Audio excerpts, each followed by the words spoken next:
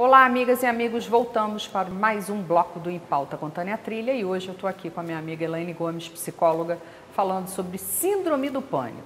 Agora, Elaine, uma coisa que sempre fica na minha cabeça assim, como é que a gente faz o acolhimento dessas pessoas? Por exemplo, eu trabalho com alunos e tudo, às vezes a gente tem um que passa mal, isso e aquilo, a gente sempre procura conversar, ver, até antes de levar para um hospital, graças a Deus a gente só uma vez que foi preciso, mas era por uma questão de uma enxaqueca muito forte. Mas a gente sempre tenta acolher. Só que existem pessoas que ficam um pouco apavoradas. Como é que a família, num ambiente de trabalho, como é que a gente trata uma causa dessa? Então, Tânia, foi bom você ter tocado nesse assunto. Quem tem síndrome do pânico se sente muito constrangido pelo fato de ter esse tipo de doença, que não é uma doença que você consegue diagnosticar por um exame, né? É diferente de você ter uma gastrite, de outras questões que são de base orgânica. O fundamental é que a gente entenda que quando a pessoa está tendo uma crise, ela naquele momento ela não tem condição de simplesmente parar de sentir o que ela está sentindo. Até porque a gente já falou que é um conjunto de sintomas desencadeados tanto por uma reação física quanto mental. Como a crise ela tem uma tendência a durar de 5 a 40 minutos, a gente retira essa pessoa de um ambiente que esteja muito cheio de outras pessoas, leva para um ambiente um pouco mais reservado e fala com ela basicamente o seguinte: eu estou aqui com você, você sabe que vai passar. Primeiro ponto também, não julga, né? Exato, claro que não. Eu estou aqui com você, você sabe que vai passar. Se mantenha o mais tranquila possível e respira. Quando você está no meio da crise, como tudo aquilo que acontece, né? Fecha a garganta, você hiperventila, é necessário que a pessoa consiga respirar profundamente pelo nariz, até encher todo o abdômen e a caixa torácica. Então, eu brinco com os pacientes que é respirar com a barriga, né? Isso. Então, você enche o abdômen devagar, puxando pelo nariz e solta lentamente pela boca. 5 exercícios desses já é capaz de diminuir toda a agitação interna. E na hora que a pessoa ela está na crise, ela só tem uma ideia: eu vou morrer. Vou morrer. Então, a gente diz assim: estou junto com você. Aí, se ela falar, mas está junto comigo para morrer? Não, estou junto com você. O fato de você estar junto já é importante. Já é importante, né? No trabalho, isso é muito constrangedor, porque as crises podem acontecer do nada. Você está lá, digitando o seu trabalho, dando a sua aula, e toda aquela quantidade de sintomas vai te acometer. E é incontrolável, né? É incontrolável. Nesse período de 40 minutos é incontrolável. Então, quando isso acontece, é importante que as pessoas que estão ao nosso redor, que elas não se apavorem junto com a gente, né? Então, o que fazer? Você dando aula, você pode dizer: gente, olha, rapidinho, eu vou ao banheiro, eu vou lá na secretaria, e vá para um lugar onde você possa se acalmar, respirando e se acalmando. Se isso acontece no trabalho, às vezes a gente está numa situação que a gente não pode se retirar. Então, o importante é que a gente fixe o olho num ponto específico, olhar para todos os lados. Fatal, né? Não dá certo. Então, a gente fixa o olhar num ponto, pode ser abaixo, pode ser à frente, mas naquele momento a gente tenta o máximo possível se concentrar só na nossa respiração. Isso é importante. A mão está suando, né? Mas deve ser muito difícil para a pessoa que está sentindo ter esse autocontrole sozinha, né? Sozinha. No começo das crises é muito complicado. Por isso é que o uso da medicação é importante.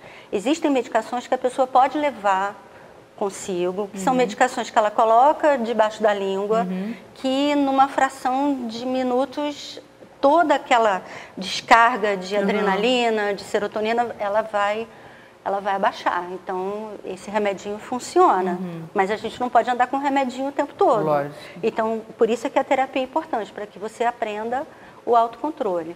Na família, está fazendo isso para chamar atenção. No fundo, você não quer ir trabalhar, você não quer ir para a aula, você, no fundo, está querendo boa vida. Esse tipo de comentário aumenta aquela ideia anterior de insegurança. O que vai acontecer com essa pessoa? Ou ela vai se isolar mais, que é uma tendência, ou ela vai marcar lugares onde ela já teve crise e evitar esses lugares. Então, sala de aula, não vou mais porque eu tive uma crise lá constrangedora. No trabalho também não vou porque foi muito difícil. E aí essa pessoa desenvolve um outro sintoma da síndrome do pânico chamado agorafobia. Agorafobia? É bonito esse nome, É bonito, né? Então, a agorafobia é essa evitação, esse medo fóbico de certos lugares. Geralmente são lugares onde a pessoa sente que ela não vai ter segurança, nem capacidade de se resolver. Então, a gente tem algumas fobias que são muito conhecidas, né? Fobias de lugares fechados, sim, altura, de né? altura, mas a agorafobia ela pode acontecer assim.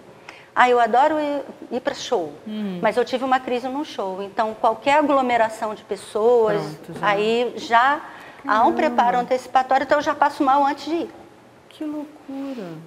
E aí, a síndrome do pânico tem sido responsável por muito afastamento do trabalho, por muitos pedidos de readaptação. Então, são funções, principalmente funções de público, né? Então, professor, comércio. Então, essas pessoas elas têm uma tendência a buscar uma outra forma de trabalho onde ela se sinta mais protegida. Então, o complicado é que a síndrome do pânico ela só limita a vida da pessoa. Então, cada vez menos ela se sente autônoma para circular em todos os ambientes. Nossa. E se não tiver um acompanhamento, um tratamento, isso pode piorar mais? Pode piorar, pode transformar você numa pessoa totalmente isolada do ambiente social. Pode fazer com que você também desenvolva tanta restrição, você até pode ir. Eu já acompanhei uma menina que ela teve uma crise numa viagem. E aí isso ficou marcado para ela não saía mais de Friburgo. Então, mesmo daqui até Bom Jardim, para ela era um transtorno. Então, ela se sentia protegida em casa. Com isso, toda a família não podia sair também. Então, o que acontece é que isso acaba atrapalhando, mudando a vida de todo mundo. Então, são filhos que não podem sair à noite, porque a mãe tem uma preocupação do que vai acontecer. É bastante limitador a síndrome do pânico. Se a pessoa não procurar um tratamento, o que acontece é que esse corpo entra num desgaste físico. E algumas situações podem acontecer depois disso. Você, por um acúmulo de estresse, né, que a adrenalina provoca, você pode sobrecarregar o seu rim, o seu estômago, coração não, tá? Mas assim, que as pessoas falam, vou morrer, não, coração não. Mas o rim, o estômago e o intestino também, intestino grosso, porque as pessoas com síndrome do pânico também podem ter episódios de diarreia. Então, são pessoas que vão ter problemas depois na alimentação. Nossa, que loucura, né? Quer dizer, você pode mexer com o corpo inteiro. Mexe com o corpo todo.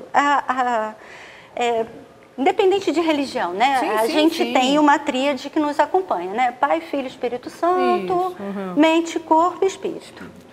O que a gente percebe é que muitas vezes as pessoas identificam a crise de pânico como se fosse uma crise que tivesse um cunho apenas espiritual. Na verdade, quando você tem uma situação que te acomete como um todo, você tem que cuidar das três áreas. Então, você procura um bom psiquiatra, você procura uma atividade física, que é importante, tá? Fazer caminhadas, fazer natação é ótimo para quem tem transtorno de ansiedade, porque você ali, você descarrega exatamente o que mais te incomoda, que é o peso, né? Dentro da água. Mas procurar um auxílio espiritual é importante, porque uma das coisas que acontece quando você vem sofrendo muito emocionalmente é que você perde a sua esperança. Você perde a sua capacidade de achar que você vai melhorar. Então, a gente precisa cuidar dessas três áreas. Isso é fundamental para ter uma boa qualidade de vida, né? Caramba, e geralmente dura quanto? Um episódio, um tratamento? O mínimo de tratamento medicamentoso são 6 meses. De 6 meses a 1 ano. Até você regularizar esses níveis de neurotransmissor. Existem 2 neurotransmissores que são importantes na crise de pânico. Serotonina e um outro neurotransmissor chamado GABA. Esses 2 neurotransmissores, eles estão num nível muito desequilibrado. Então, até isso acontecer, você precisa ensinar o cérebro a trabalhar de novo. Você desgastou pela ansiedade. Então, o mínimo é de 6 meses a 1 ano. Mas tem pessoas que ficam 2 anos. Nossa, que loucura. E a reação boa do medicamento, ela vai acontecer a partir da 2ª semana do uso. Então, a gente toma e fala assim, nada está melhorando, né? É porque a concentração sanguínea do medicamento, ela só atinge o pico com 2 semanas de uso. Que loucura. E, por exemplo, pode ocorrer, não sei se eu vou falar o termo certo, podem ocorrer casos em que você deu a alta a esse paciente e mais para frente ele é acometido novamente de síndrome? As recidivas, né, elas podem acontecer. Mas elas podem acontecer se você não consegue efetivamente trabalhar a sua capacidade de resolução de problemas, de conflitos. Então, o que a gente percebe? A alta psicológica, né, ela é uma alta muito relativa, ela precisa ser muito bem trabalhada, porque não é a resolução do sintoma, é a capacidade de evitar sintoma. É diferente. Quer dizer, a pessoa precisa se conhecer, né? Autoconhecimento é o básico da filosofia, né? Sócrates já falava isso há muito tempo, só que a gente faz ouvido moco e não percebe o quanto que o ensinamento de ouvir a voz interior e sempre com carinho. A gente tem uma tendência a se tratar muito mal.